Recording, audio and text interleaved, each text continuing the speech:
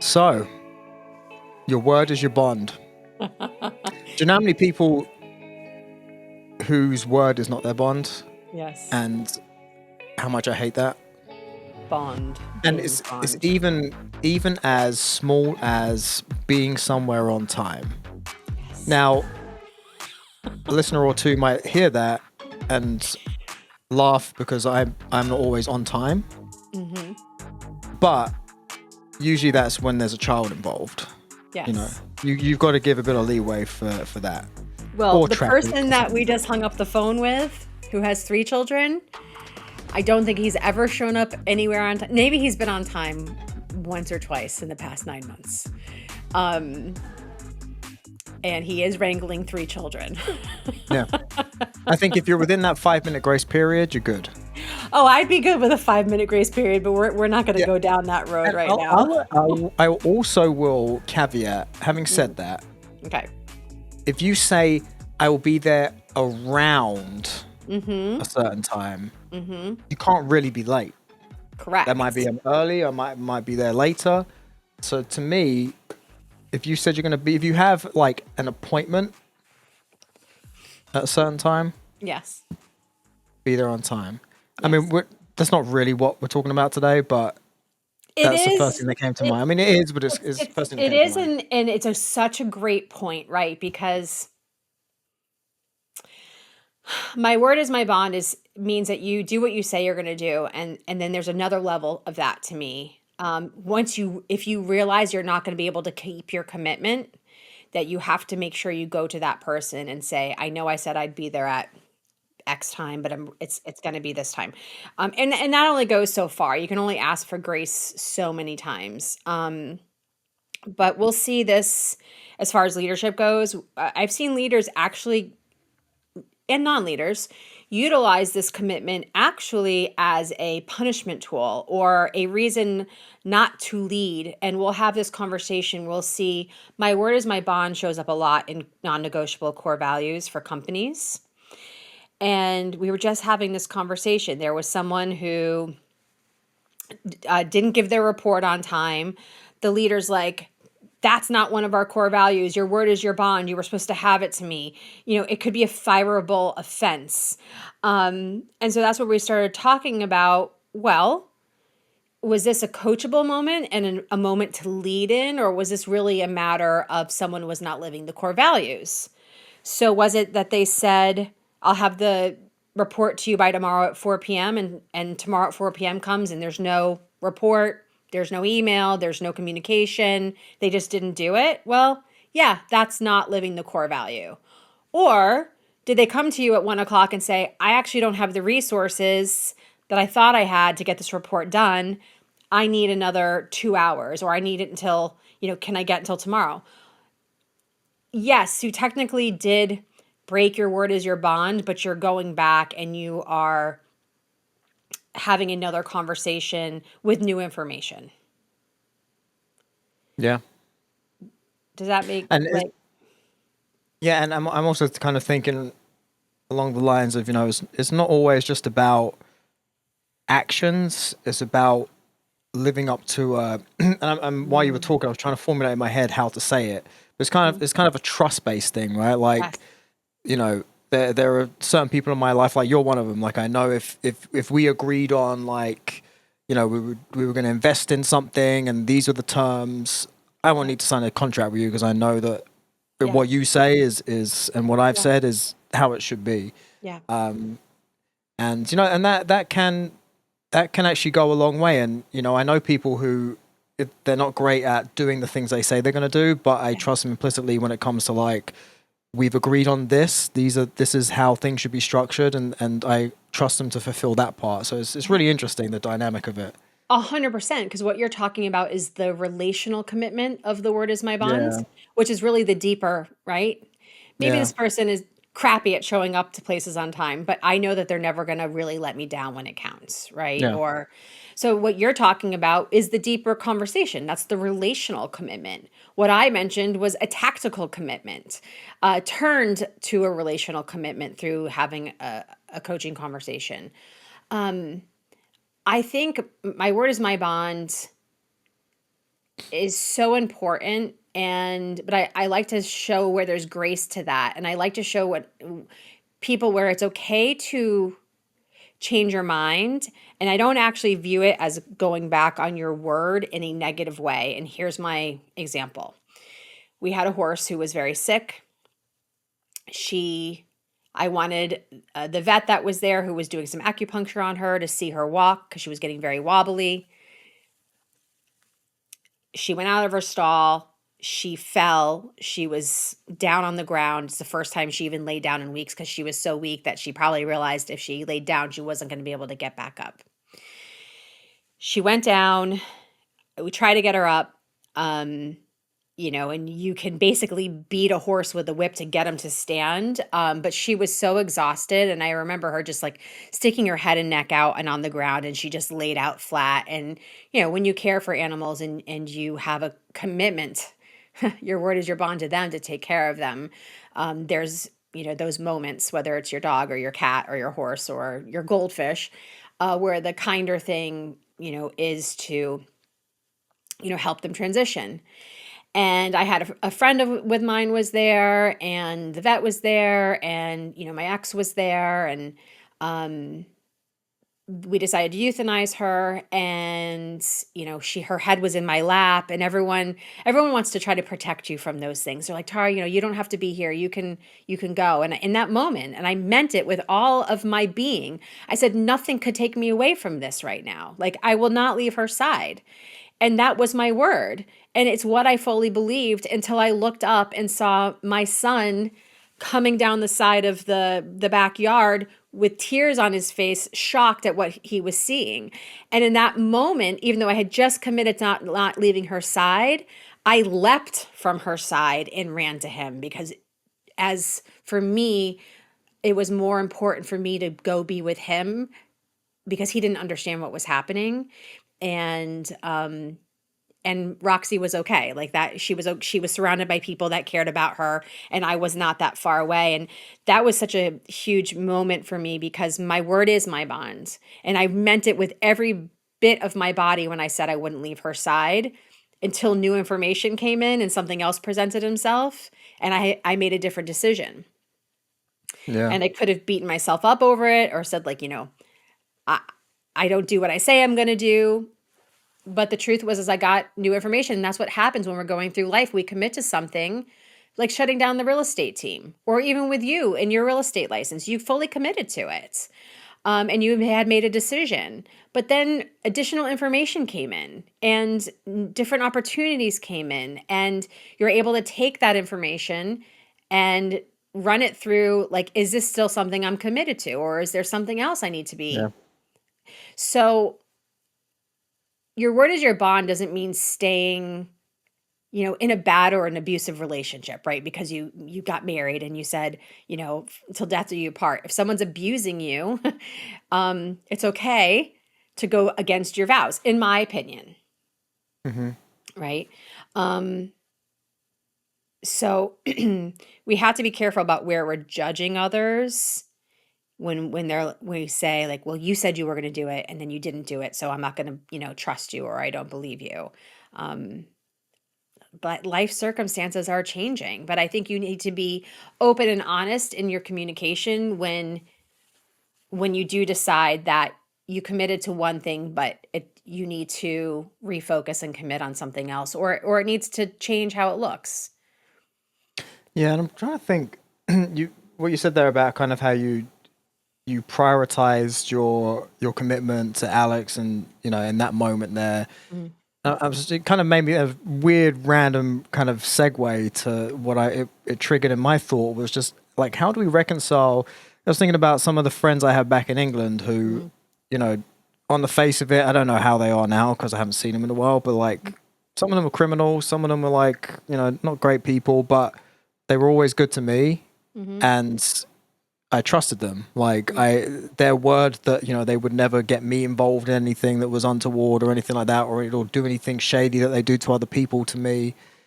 And for some reason, I trusted that. And it's like, how do you reconcile that? There's evidence that people Mhm. will break their words to Right. some, but then not to others. And it kind of, Yeah. that prioritization is what kind of made me think of it. Yeah. You know, no one's perfect. I also think there's a difference between someone learning an experience. Cheating's coming into my mind right now. Um, you know, cheaters never change. I don't know. I don't know what I believe on that. But I think if someone had an experience and they really learned from it and is like, that is something I never want to do again, right? No matter what justifications, because most of the people that I talk to that have been cheated on or I've been cheated on, there's always justifications.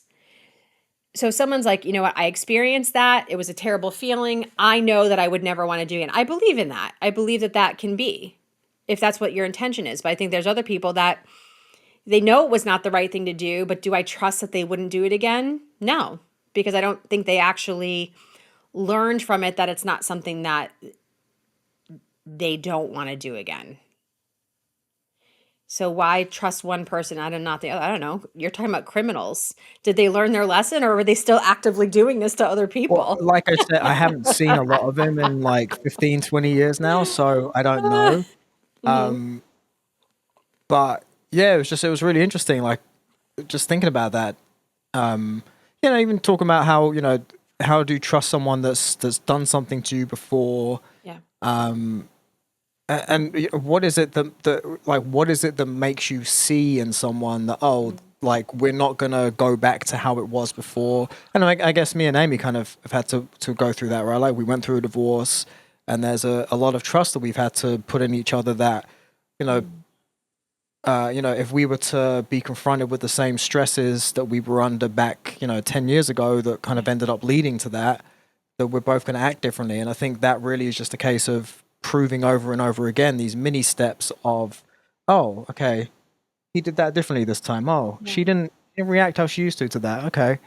And I think that must be what it is, right? Like this is kind of the mini proofs that lead to that big proof of, oh, this person has changed. Yeah. I guess that has to be what it comes down to. I mean, or there are people that I can't think of any examples right now, but like people I know I really, really trust, but they've still fucked up before. Hmm. But I trust them enough not to Yeah. do it again. Yeah, because no one is perfect. And like when Yeah. right, struggle is a gift.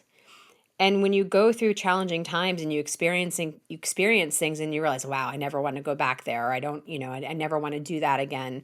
Um, I, that's like if someone's never sown their oats a little bit, I'm always a little bit weary. Not anymore. Now, in late 40s, pretty much everyone I know has like had life experiences. But I remember back in my 20s or my 30s, if someone like never really dated, or I was a little Mm. worried about that. Like you learn so much through these life experience about what works for you, what doesn't work for you.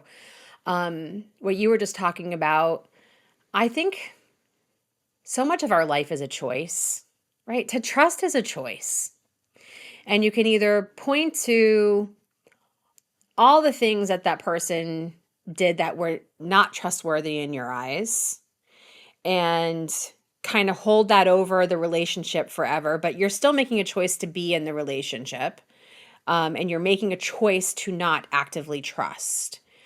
Um, or you make the choice to be in the relationship and the choice to let go of those things that were on the contrary. Or, doesn't mean you forget about them. And if they come back up again, then you have to make another choice. And that's not to be in that relationship with the person if you don't trust someone, Yeah. um, how can you fully operate in a functional relationship? I think that's very limited. So you really have to make that decision. And yes, we need to use past experiences and certainly how people have treated us in the past.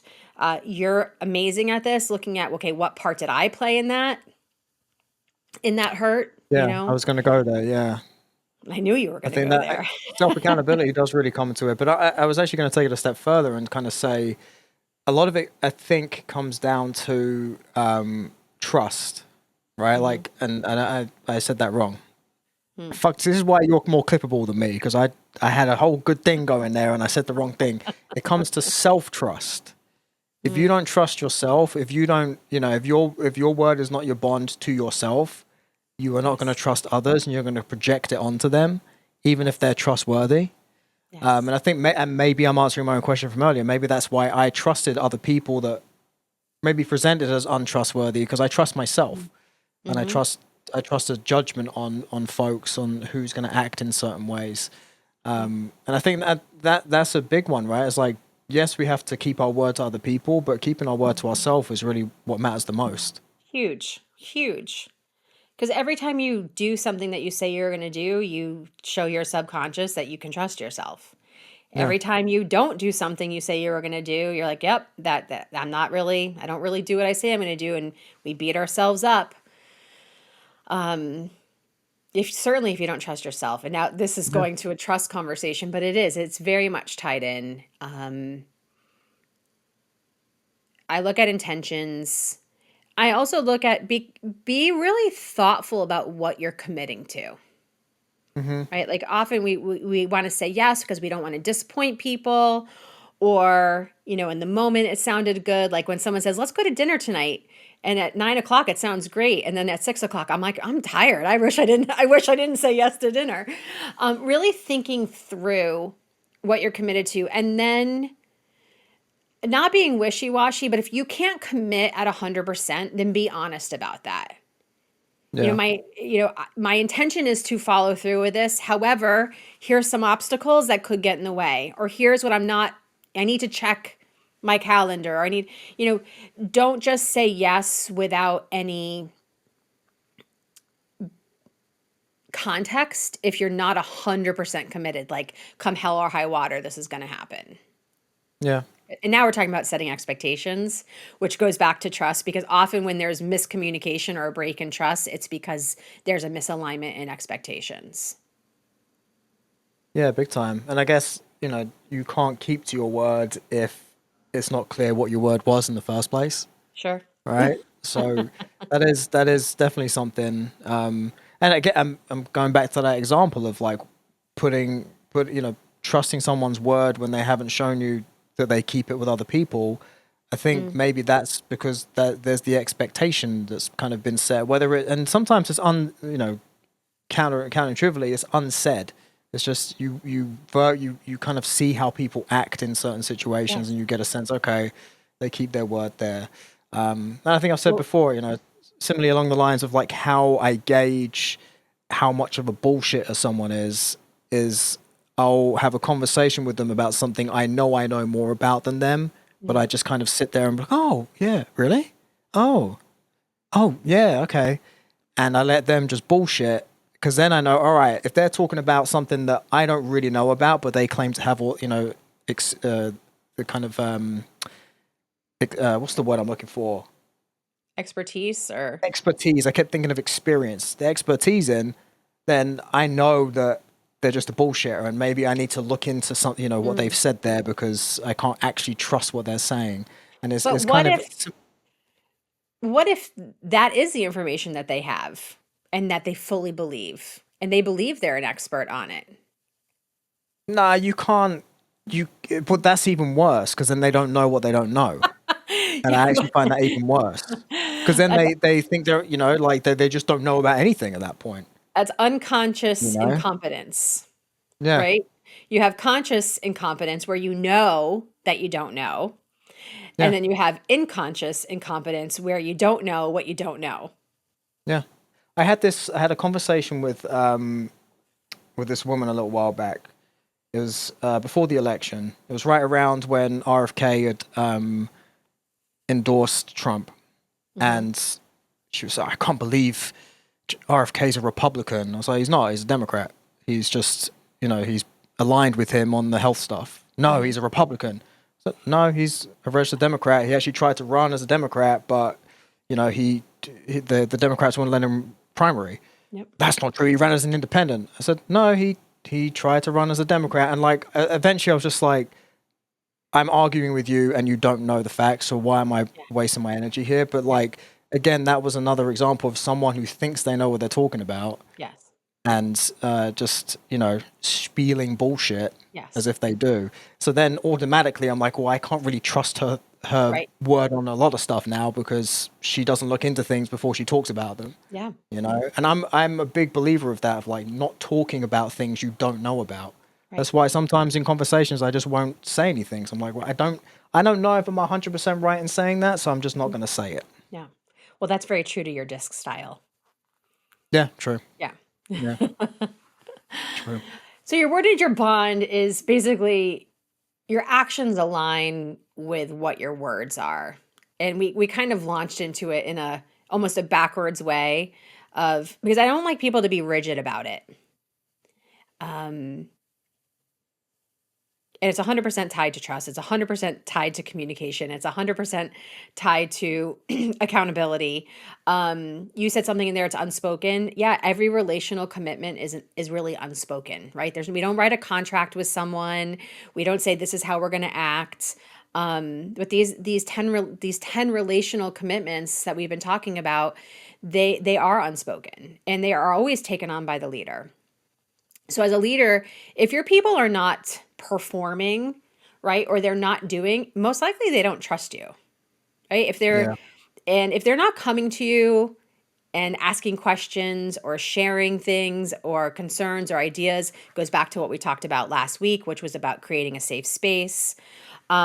If people don't believe that they can count on you, that you're going to stand by them when all hell breaks loose, that if you commit to something, that you're going to make your darndest that it's going to happen. And if for some reason, and you've made this commitment, it's not going to happen, that you are coming early and clear with, hey, something might prevent this from actually coming to fruition, or I didn't realize this obstacle was going to come in the way, but let's work together to find out like how can we recommit to it, because my word is my bond, but now I've gotten new information. Yeah. So you've Yeah. got to communicate. You've got to communicate. Otherwise, you could do 100 things right. I could keep my word to you 100 times. I fail one time, and if it's in a significant way, maybe something around your child or something that really impacted your family, it doesn't matter the other 99 times I kept it. In that one time I've lost trust with you. And Oh, I don't know. Maybe I'm too okay. forgiving. And I would No, give I like don't think if so. you've shown me 99 times that you do Yeah. what you say you're gonna do, and yes, maybe there's a big impact. Hmm. Like I'm still gonna give you another chance to show Yeah. me. If you do it Well, twice, so then all right, I should you're out. I don't mean I lost your trust completely, but in that moment there was a break that didn't align. So now what you're saying is like I'm still staying open. I'm still saying, okay, well, here's another chance to show me that you want to make it right, or hey, that was just a miscommunication or whatever. Not shutting it down, but it caused a it caused a ripple, a break, a fracture in the relationship. Yeah. That made you stop and question. And the next time I commit to something, 90% of you is going to believe me. And then there's going to be that other percentage of you like, oh, I don't know. Last time she couldn't. And she still has all this crazy stuff going on in her life. And I'm not, maybe this is too much. Maybe you're trying to actually protect me. And we do that with people. We say they've got too much going on. They're too busy. I'm not even going to go to them. I'm not even going to ask them to commit to this. You kind of make that decision for them. And that's where I hate when realtors do this. Posting online how busy they are. They're so busy, they're so busy. And then they see one of their clients go work with someone else. Well, yeah, that's because you're telling Yeah, everyone that you're so busy and you're too busy. No one wants to bother you. yeah, and you probably didn't pick up your phone when they called. Your point, though, of forgiveness, it's so important. That's something that's really changed so much for me in the past year or so. Things that I really would want to hash out and it would kind of be this underlying stream in my day to day. I was wronged. Someone hurt me. Like I am way more flow when it comes to a lot of that. Like you made a mistake. I make mistakes. Do we want to move forward and repair this? Yes. Great. I'm on board. Yeah, it's interesting. It kind of goes back to what I was saying about you can't trust someone if you don't trust yourself. Mm. You also can't forgive people if you haven't forgiven yourself. Mm. It's like I've said multiple times, like I shudder when I think about the person I was during the divorce period because I was Mm, just angry. There was all I was every encounter I was always looking for the slight, like, all right, how are they trying to fuck me over here? yeah, And it took me a long time to forgive myself for acting that way. I could easily dwell on it, yeah, but because I know what it feels like, the kind of peace it gives me for giving myself grace, I want to extend that to other people. I want other people to feel that. yeah. So I'm very quick to forgive, and I have many situations. People are like, oh, you should sue them or uh, have something done to them. No, like I forgive them. It's fine. Have something done to them. Is this where your ex-criminal friends that you haven't talked to in a while? I'm gonna Listen, call I'm up from London, Uncle. man. I'm gonna call up Uncle Vinny and tell him to go pay a visit. Um, that's I love that, Paolo. You know, trusting others begins with trusting yourself. Forgiving others begins with forgiving yourself. I think that's powerful. So if you're Yeah, finding yourself untrusting or unforgiving, maybe it's a great opportunity to reflect on where in your life you're not trusting yourself or where you might need some forgiveness for yeah, yourself. Um, and then ultimately coming from love, it really just makes things a lot softer and more flexible. yeah. It really does. I do want to pivot to the other topic we were going to talk about Yeah. because I know what we're like. We can go down some rabbit holes. Because I really like this because it's something I've been dealing with recently about your kind of idea about not needing clarity before taking action. Yeah. It really ties into that analysis paralysis and trying to plan perfection, and it's just it doesn't work like that. Yeah. So let's kind of dive into that a little bit. So, Sam Silverstein, my other partner, he wrote another book, and he did this with one of his daughters, his daughter Allison. And I read the manuscript over the weekend, and it was fucking awesome. And he'll hate that I swore like that, but it was really awesome. And it's I see his book writing shifting into this very holistic process. It's still tied back to leaders and how things work in a corporate setting, but really focusing on the people. And the book title is called Be Astonishing. And I'll make sure you get a copy when it comes out. It was a quick read, but one of the things that came up in there was, you don't need clarity to start. And this is not a new concept. Um, Action breeds clarity, as far as I'm concerned. Taking that step forward, even if it's the wrong step, you get a lot of clarity, sometimes quickly, sometimes it takes a little bit longer. Um, and this waiting for perfection, waiting for the right plan. Um, what you do need clarity on is who you are as a person. Like, what are your core values?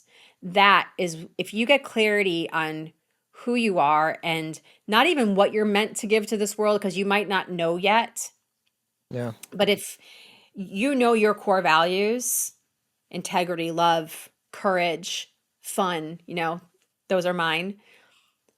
As long as I'm taking a step forward in those, I find way better paths.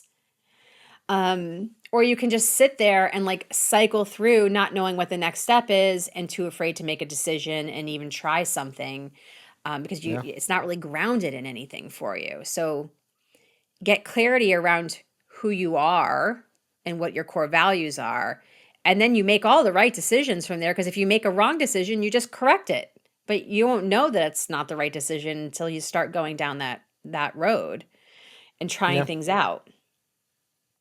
yeah. I mean, I How think did you need to take action to find the clarity. A lot of times, they're really one small step? yeah, momentum, One, momentum over clarity. well, that was the previous book. Yeah, was that Momentum. what? Oh well, I was gonna say that wasn't the Yes, exact title. Okay, momentum just came out. Um, yeah, momentum over clarity. Momentum breeds clarity. Action breeds yeah, clarity. We're not meant to know everything. Even if like, what kind of fun? That wouldn't be any fun. That's not an adventure. Yeah. So you and I will often talk about this, right? It's not about taking a big, huge step. If you want to make a big commitment, go for it. But if you're not ready for that yet, just what's one small step that you can take, and then let somebody that cares about you know, or post it on social media, get some accountability around it, Yeah. and try it. See what happens. Yeah. How are you I applying mean, that to your life right now? well, I was going to say, like, if you looked at my resume Hmm. and anytime anyone sees it, they're like, I had no idea you did all this shit. Started out in the music industry. Yeah. Alongside that, I was doing personal training and fitness. And then, plan B became plan A. And that Mhm. was my main thing. Then opened a fitness studio. Then found myself on in real estate and then real estate software. And then, there's a consistent thread of helping people at scale, and making a positive impact. But it's taken me, how I'm 38, we'll say from an adult of 21, it's taken Yeah. me 17 years, nearly 20 years to figure out, to get that clarity. Yeah. And it's just because I haven't been scared to try stuff. Yeah. And And you're that's, growing. all of those things, there's like five or different offshoots of, started a real estate business twice, did all this great stuff in music, opened the gym, gone out of the gym, still train people at the gym. All of this stuff has Yeah. happened. That's not even half of it. And it's just because I haven't been scared to take action. And, it's interesting when I often get, and you probably relate to this too, I'm sure, it's like entrepreneurs, it's a lonely place to be because there's always this kind of, oh, so what are you trying now? Right. What is it this time? Oh, I lose track of how much stuff. And that's just because, when you're not scared to try stuff, Yeah. and I think part of it is also that searching for clarity, Hmm. so you just keep trying stuff until you nail it. And I'm close. I still don't even know like what I want my niche to be, Yeah. but I'm 98% there now. And that's the well, you just said niche. Like you work with marketing companies, or you work with people that are going to help you get clarity, right? They want you to get your avatar and your niche. And yes, I understand that process, but I think we have set ourselves up for disaster because we feel like if we don't have that nailed down, then we can't step forward, or that we're going to be wasting time or wasting money. And so I understand the process, but that was always a huge challenge for me, this avatar of like, you know, a 35 to 55-year-old, professional woman who's also a mother, who wears Louis Vuitton and, Christian Louboutin, and makes over $150,000 a year, and like you have to like create this person. And while I resonated with that, I also resonated with people that didn't fit that. I wanted to not cut men out.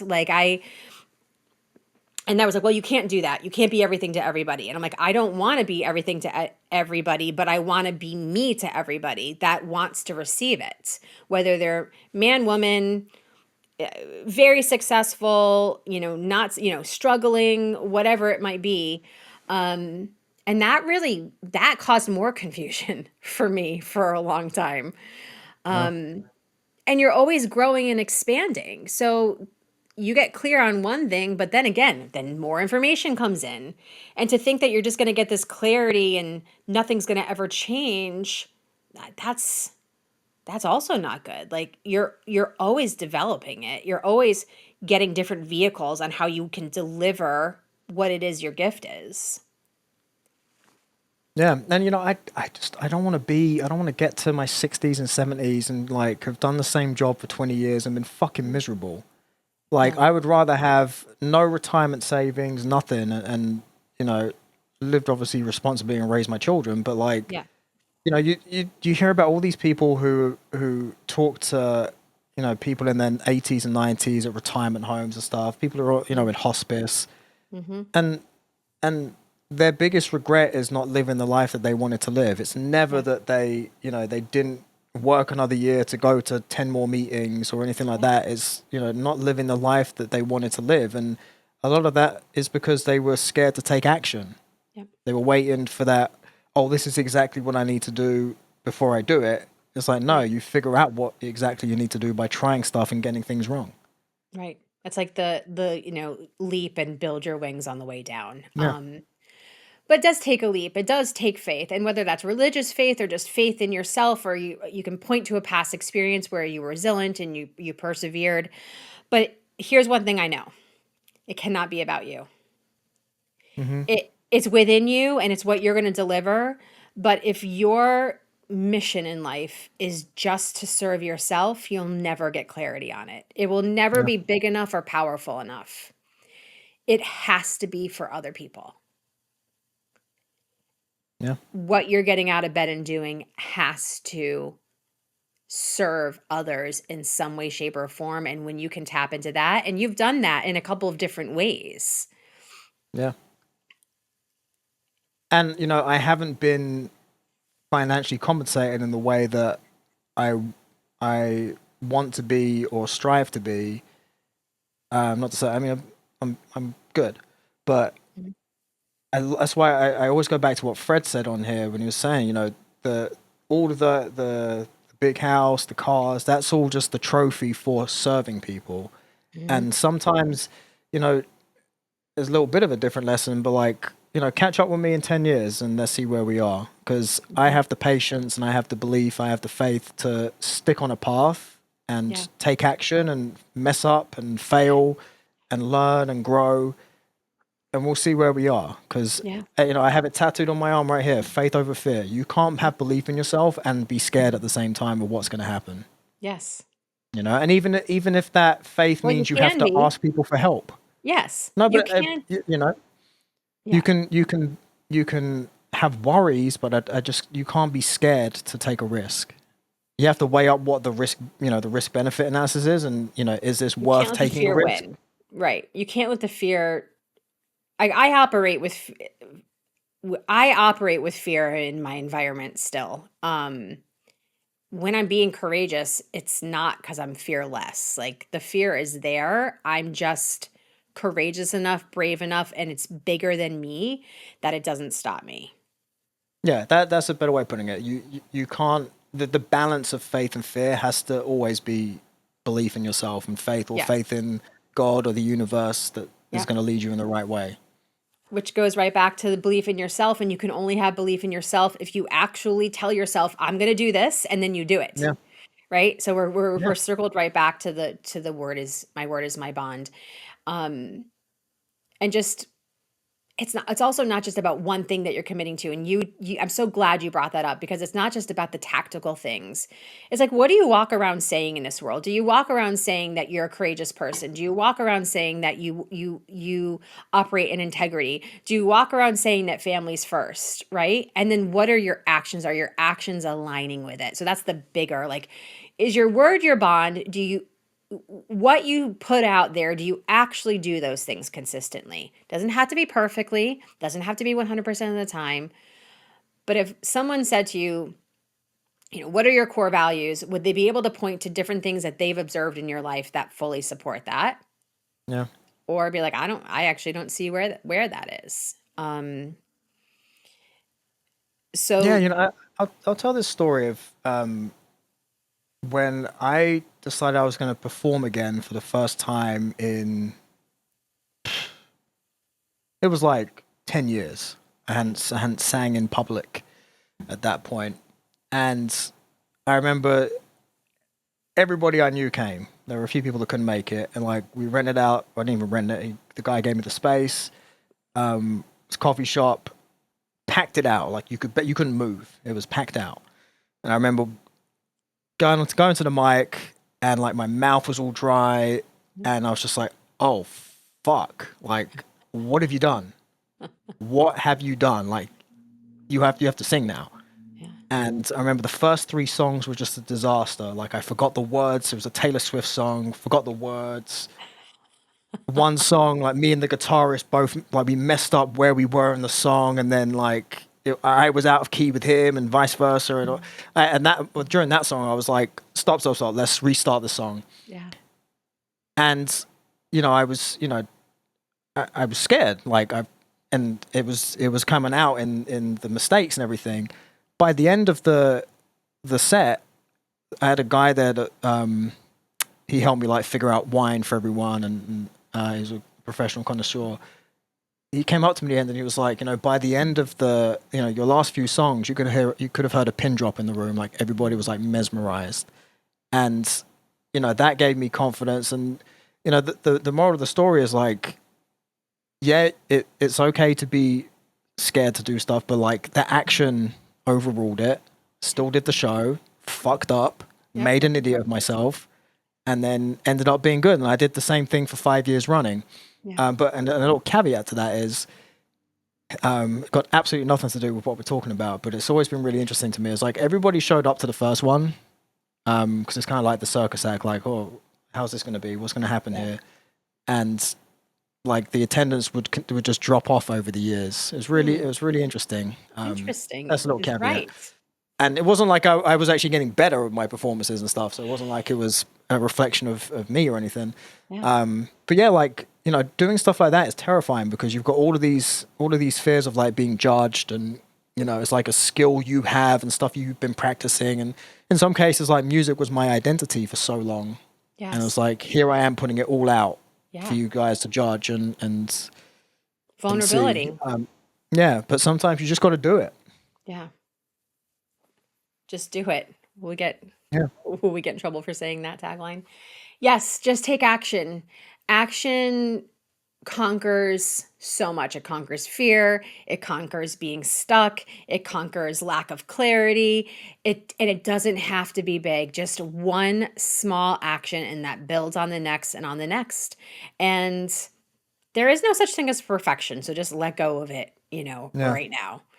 And actually, I wish I remember who said it, but they were saying about performing, and they were saying, I've given my word that I'm going to entertain people when they show up. Mm-hmm. So like, who am I to be scared or not do that when, I've made a commitment to these people to do it. Yeah. And that can change your thought a little bit. And, Yeah. even if not it's about like, you. yeah, exactly. And I think, if people learn to kind of reframe, even if you don't believe in yourself at this point, and you have repeatedly kind of broken micro commitments to yourself and whatnot, like, we all parents will say like they'll do anything for their kids. All right, do it then. Show us. Don't just say it, do it. Yeah.